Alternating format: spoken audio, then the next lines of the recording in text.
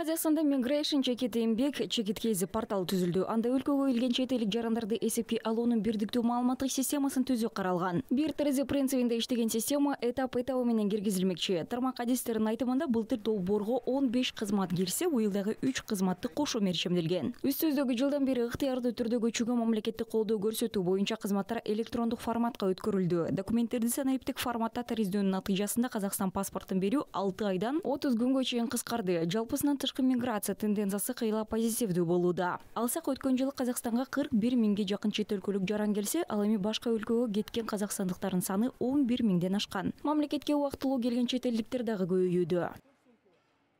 Елімізде келетін шетелдіктерге инвестициялық және турист Өлкөгө келген чет өлкөлүктөрдүн инвестициялык жана туристтик тартымдуулугун жогорулатуу үчүн олуттуу чаралар көрүлдү. Бүгүнкү күндө 80 чет өлкөнүн жарандары биздин өлкөгө визасыз кире алышат. 109 өлкөнүн жарандары электрондук визаны тариздей алышат. Акыркы жылдары өлкөгө келген чет элдиктердин саны өсүүдө. Өткөн жылы мамлекетке 15 миллиондон ашык чет элдиктер кирген. Бул былтыркы жылга салыштырмалуу 1 миллионго көп. Быйыл Казакстанга 2,8 миллион чет элдик келери белгиленген. Биыл Қазақстанға 2 миллион 800 мың шетелдіктің кіру белгіленді.